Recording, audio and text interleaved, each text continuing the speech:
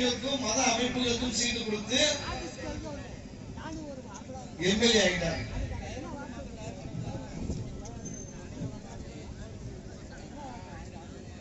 பட்டியல மக்கள் சொல்கின்ற பழையவர்களுக்கு கட்சியான விடுதலை சிறுத்தைக்கு 6 சீட்டு கொடுத்து 4 எம்எல்ஏ ஆகிட்டாங்க. தேவேந்திர வேளாக்கு கொடுத்தாங்க, கவுண்டர்களுக்கு கொடுத்தாங்க, அருந்ததியருக்கு கொடுத்தாங்க. யாரும் நம்ம சாதியற்ற கட்சி என்று சொல்வதற்கு யோகியதே கிடையாது. நண்பர்கள் பேசலாம் பாருங்க.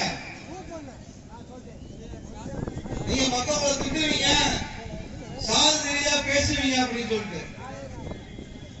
மக்களை திட்டத்துக்கு வரல, உண்மையை சொல்ல வரோம். அந்த நோட்டீஸ் எல்லாம் நோட்டீஸ் கொடுக்குற நோட்டீஸ்ல பாத்தீங்கன்னா அந்த நோட்டீஸ பார்த்தாவே முழுமையாக படித்திருந்தாவே அவனுக்கு வயிறு எரியும், ரத்தம் கொதிக்கும். ஏன் சார்? நாட்டுக்கோட்டை செட்டியார் ஒரு சாதி இருக்கு. திரும்பி பார்க்க வேணாம், தயவு செய்து திரும்பி பார்க்க வேணாம். தலைவர் தான் வர போறாரு, வந்து உட்காருவாங்க. தயவு செய்து வந்து திரும்பி பார்க்காதீங்க. 2வது 3வது பிள்ளைங்க மாதிரி.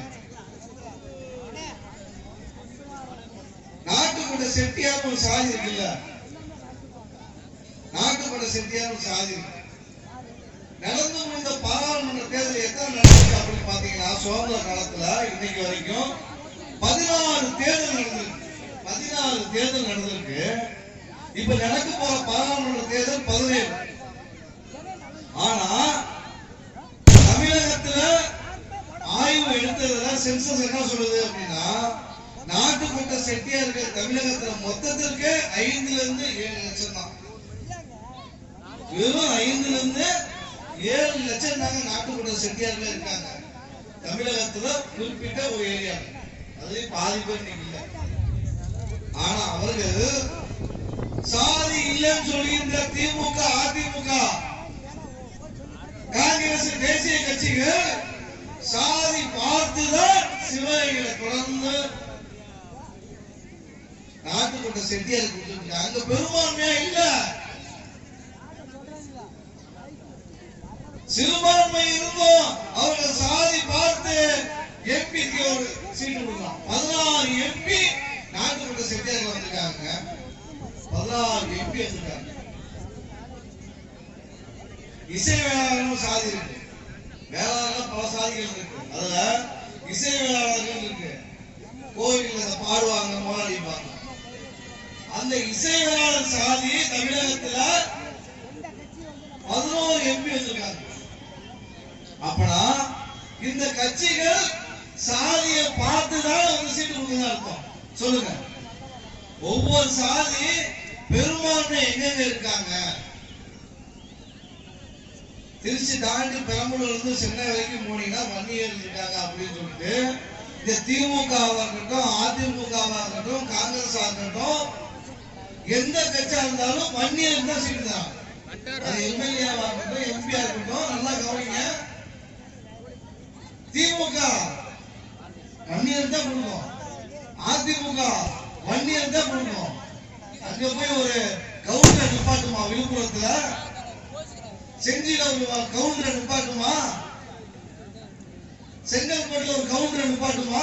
திமுக, அதிமுக வன்னியர் தான் கொடுக்குறாங்க. அதே திமுக, அதிமுக கோயம்புத்தூர்ல, திருப்பூர்லயும் கவுண்டர் தான் கொடுக்குறாங்க. இது சாதி அரசியல் அப்பட்டமான திமுக, அதிமுகவின் சாதி அரசியல் தான் இது. கொங்கு மண்டலம் சொல்கின்ற பகுதியில கவுண்டருக்கு சீட்டு தரான் திமுக, அதிமுக. வட மாவட்டத்துல வன்னியர்கள் இருக்காங்க, வன்னியருக்கு சீட்டு தரான். அப்படின்னா மத்திய மாவட்டத்தின், தென் மாவட்டத்தின் பெரும்பான்மை யாரு? எல்லா அரசியல் கட்சிக்கும் தெரியும். நடிப்பா தெரியாத மாதிரி அவனுக்கு கண்டிப்பாக தெரியும். ஓட்டு கேட்க வரும்போதுக்குள்ள அந்த தொகுதியை ஃபுல்லா எடுத்துவான். எந்தெந்த ஒன்றியத்துல, எத்தனை கிராமத்துல எந்தெந்த சாதிகள் பெரும்பான்மைன்னு சொல்லிட்டு லிஸ்ட் எல்லா கட்சிகள்லயும் இருக்கும்.